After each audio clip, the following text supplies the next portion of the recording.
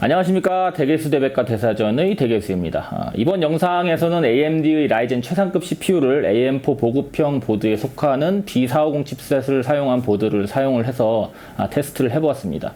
X570 보드와 비교해서 PBO 상태에서 성능이 얼마나 들어가는지, 또 램 오버클럭이 얼마나 들어가는지 중점적으로 살펴보았고요.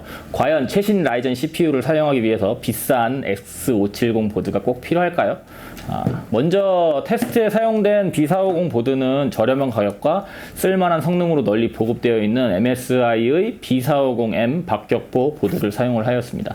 테스트에는 V17 바이오스를 사용을 하였는데 라이브 테스트 중에 버전 18의 바이오스가 나왔기 때문에 해당 바이오스로 변경을 해서 테스트를 진행을 해보았습니다. 비교 제품인 X570 타이치 보드의 경우에는 최신 바이오스인 1.6 바이오스를 사용을 해서 진행을 했습니다. 램 오버클럭의 경우에는 먼저 2개의 메모리 모드를 사용하는 경우를 테스트하고 나중에 4개의 모드를 사용한 풀뱅크 상태의 램 오버클럭을 테스트해 보았습니다. 사용한 메모리 모드는 G스킬 립조스 3200CL15 모듈로 제가 다른 시스템에서 테스트했을 때 최대 4000MHz CL16의 클럭을 달성할 수 있었던 꽤 고성능 모듈입니다. 메모리 테스트는 라이브로 진행한 시간 관계상 부팅 가능 여부와 mem테스트 5 한 주기 정도만을 돌려서 간단히 테스트했기 때문에 참고하시고 보시면 될 것 같습니다. 자, 먼저 B450M 박격포 V17 바이오스의 결과를 보시면 최대 3866MHz CL15의 세팅으로 부팅이 가능했고 테스트맵에서 간단한 테스트를 통과할 수 있었습니다. 타이치 보드에서는 3933MHz CL16으로 테스트맵 5 1주기를 통과했기 때문에 조금은 떨어지는 결과를 보여주었습니다.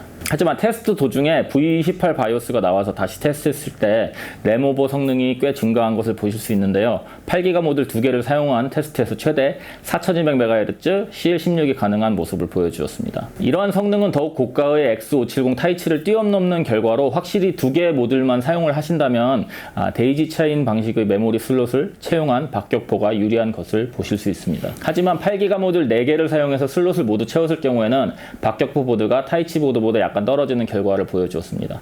B450M 박격포 보드는 4개 모듈을 사용한 소위 풀뱅 상태에서는 최대 3800MHz CL16 세팅으로 부팅 및 간단한 테스트를 통과했습니다. 반면에 타이치 보드의 경우에는 4개의 모듈을 사용해서 32기가 풀뱅 세팅을 하더라도 2개 모듈일 때와 다름이 없는 3933 CL16 세팅을 통과하는 기염을 토했습니다. 확실히 타이치에 적용된 T 토폴로지 방식의 메모리 슬롯이 4개 모듈일 때는 강점으로 작용하는 것으로 보입니다. 타이치 보드의 경우에는 아직 박격포 최신 바이오스에 적용된 아게사 1.0.03 AB가 적용되지 않은 상태이기 때문에 바이오스 업데이트 이에서 램 오버클럭 마진이 좀 더 오를 가능성도 있다는 것을 고려하고 보셔야겠지만 풀뱅 상태에서 3933 CL16이 가능하다는 것은 굉장히 놀랍기는 합니다. 물론 박격포 보드도 가격 대비 훌륭한 램 오버클럭 성능을 보여주고 있고 데이지 체인 특성상 2개 모듈만 사용했을 때는 4200CL16이라는 놀라운 성능을 보여주고 있습니다. 그 다음으로 X570 보드와의 CPU 성능 차이를 보기 위해서 몇 가지 간단한 테스트를 진행해 보았는데요.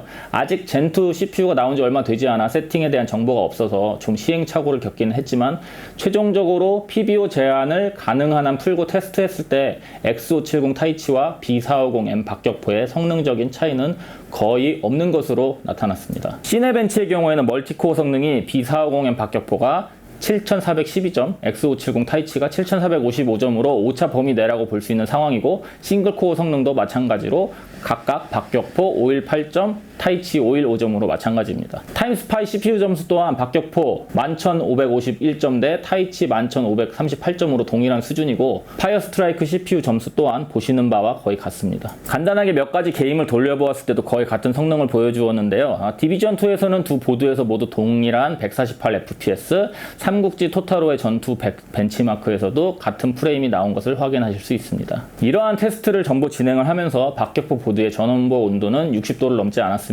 물론 더 강력한 전원부를 가진 타이치 보드의 경우에는 40도대에서 머무는 것을 확인하실 수 있습니다. 전원부 온도 차이를 제외하면 두 보드 간의 성능 차이는 거의 발생하지 않는다고 보시면 되고 전원부 온도도 박격포 보드의 60도대라는 결과도 전혀 문제가 되지 않은 범위이기 때문에 실제로 사용하시는데 문제는 없다고 보시면 되겠습니다. 마지막으로 박격포 보드를 테스트하면서 3900X 기본 쿨러를 잠시 사용해서 테스트해 보았는데요. 3900X가 12코어 24스레드 CPU임에도 불구하고 모든 코어를 다 사용하는 시네벤치 멀티코어 점수를 제외하고는 본 테스트에 사용한 커스텀 수랭과 거의 차이 없는 모습을 보여주었습니다.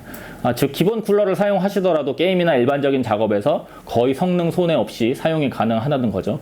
물론 소음 등을 고려하시면 중저가의 사제 공랭 쿨러를 사용하시는 것을 권장하기는 하지만 기본 쿨러로도 충분히 성능을 발휘하는 모습이 인상적이었습니다. 자, 어떻게 잘 보셨나요? 제가 테스트한 결과에 따르면 B450M 박격포와 같은 저렴한 보드로도 3900X의 성능을 전부 활용할 수 있는 것으로 결론을 내릴 수 있을 것 같습니다. 다만 MSI 보드의 경우 최신 바이오스에서 젠2 지원을 위해 바이오스의 그래픽을 다운그레이드하고 일부 메뉴가 사라지는 등 불편함이 좀 있다는 것은 고려하셔야 할 것 같습니다. 특히 오버클럭 프로파일 기능이 없어져서 램오버 실패로 바이오스 진입이 안 되면 바이오스 초기화를 하고 처음부터 모든 세팅을 다시 다 입력을 해야 돼서 오버클럭을 즐기시는 분들에게는 조금 치명적인 단점이 될 수 있을 것 같습니다. 하지만 그러한 문제는 다른 제조사의 B450 보드를 사용을 하시면 해결이 가능하기 때문에 B450 보드 자체의 문제라기보다는 MSI에 국한된 문제로 보셔야 할 것 같습니다. 젠2 출시와 함께 X570 보드들의 비싼 가격이 논란이 많이 되고 있는데 오늘 보신 바와 같이 B450 같은 저렴하고 널리 보급된 보드로도 최상급 CPU 성능을 활용하시는데 전혀 무리가 없기 때문에 앞으로 많은 분들이 가성비가 뛰어난 라이젠 3000 시리즈 PC를 만드실 수 있을 것으로 기대합니다. 지금까지 대개수 대백과 대사전의 대개수였습니다. 다음에 좀 더 유용한 영상으로 찾아뵙겠습니다. 끝!